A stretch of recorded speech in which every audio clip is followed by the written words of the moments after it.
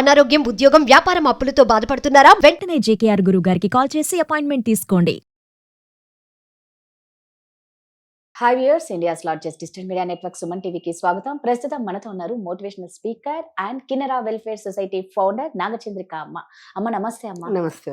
అమ్మ, కొంతమంది బాగా చులకన అవుతూ ఉంటారు, అంటే వాళ్ళే అంటారు కూడా, అదేంటో మమ్మల్ని చులకనగా చూస్తున్నారు, మమ్మల్ని ఎక్కడికి వెళ్ళినా రెస్పెక్ట్ ఇవ్వరు, అంటే మేబీ డబ్బు లేకపోతే ఏమన్నా చిన్నతనంగా చూస్తారా అనేది అర్థం కాదు. అది అందరికీ తెలిసిన విషయమే. డబ్బు ఉన్న వాళ్ళకి ఇచ్చే రెస్పెక్ట్, డబ్బు లేని వారికి ఇచ్చే రెస్పెక్ట్ టోటల్లీ డిఫరెంట్.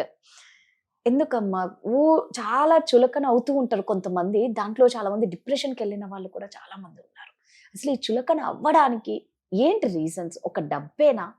డబ్బు లేకపోతేనే మనిషిని చులకనగా చూస్తారా? డబ్బు లేకపోతే చులకనగా చూడడం అంటే అది అందరూ చూడరు.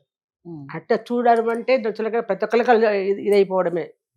అక్కడ చులకనగా డబ్బు లేకపోవడం అనేది కాదు, మన ప్రవర్తన, మనం ఎలా బిహేవ్ చేస్తున్నాము, మనం ఎట్లా నడుస్తున్నాము, మన మాట తీరు ఎట్లా ఉంది, మన డ్రెస్సింగ్ ఎట్లా ఉంటుంది, మనం కూర్చునే పద్ధతి దగ్గర నుంచి కూడా మన ప్రతిదీ కూడా మన దీని మీద ఆధారపడి ఉంటుంది. ఎదురు మనిషి ఊరికే చులకనగా ఎందుకు చూస్తారు? ఎవరైనా కూడా మన బిహేవియర్ని బట్టే కదా, మనం ఎలా ఉంటున్నామని దాన్ని బట్టే వాళ్ళు అలా అంటే అది చులకనగా చూడడమే. ఇంకా వాళ్ళని మనము లెక్క పెట్టుకోవడం కాదు. కొంతమంది ప్రవర్తన ఎట్లుంటుందంటే జనరల్గా చూడడానికి ఒక రకంగా కనిపిస్తారు, ఎదురుగా వచ్చినప్పుడు ఒక రకంగా కనిపిస్తారు, ఫోన్లలో ఒక రకంగా మాట్లాడతారు, ఎదురుగా వచ్చినప్పుడు ఇంకొక రకంగా ఉంటారు. మనం అనుకుంటాం వాళ్ళు. ఈ మధ్య నేనే ఒక వ్యక్తి నాకు ఫేస్బుక్లో కూడా పరిచయం అయ్యారు అనమాట. ఎక్కువ మాట్లాడలేదు, ఇప్పుడు 2-3 సార్లు మాట్లాడి ఉంటాను. నా జాబ్ అడిగితే సరే రండి అని చెప్పినాను నేను. వచ్చినారు. అసలు ఎంత అంటే చాలా అంటారు ఫేస్బుక్లో చూసి మనుషుల్ని మనం అంచనా వేయకూడదు అని చెప్పేసి. వాళ్ళు ఏదో ఈ యాప్లో వెళ్ళిపోయి వాళ్ళ రూపం మార్చుకోవడము, వాళ్ళ వద్ద ఇంకొకరిని పెట్టడము, ఇట్లాంటివి చాలా ఉంటాయి అన్నమాట. సరే వచ్చినారు, జాబ్ గురించి ఏదో అడిగినారు, మీ బయోడేటా పంపండి. ఎదురుగా ఉన్నా కూడా అడిగినాం.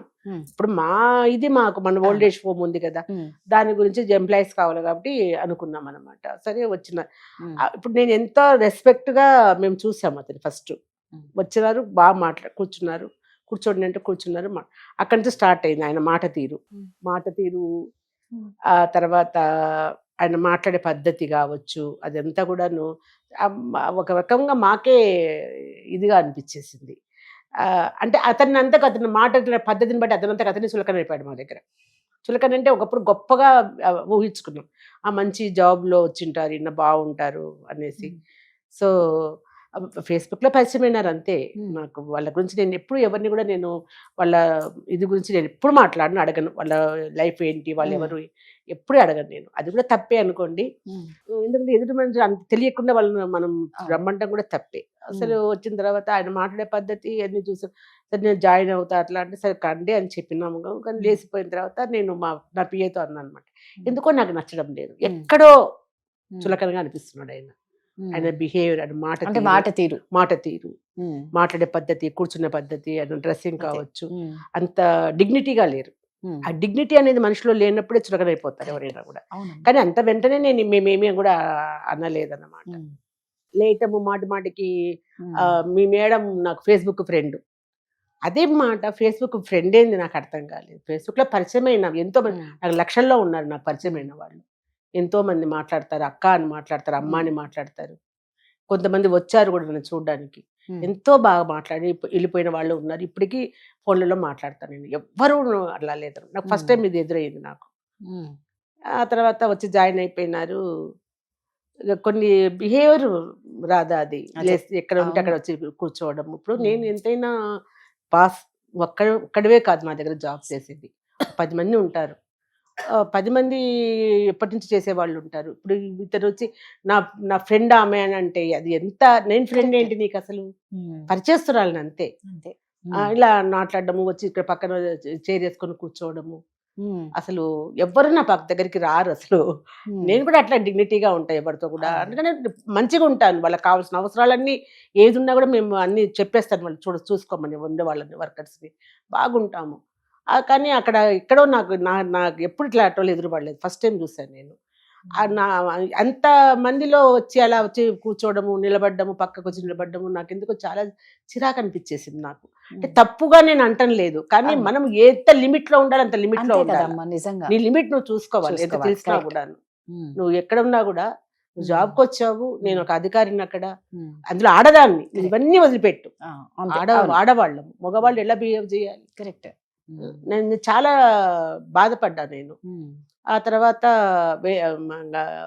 నేనేం అనలేదు, చూద్దాం ఒక 4 రోజులు అనుకున్నాం, కానీ తనకే ఎందుకు ఒంట్లో బాగాలేక వెళ్ళిపోయి తర్వాత నేను వెళ్ళిపోయానమ్మా అని చెప్తే మంచిగా ఉన్నా నేను.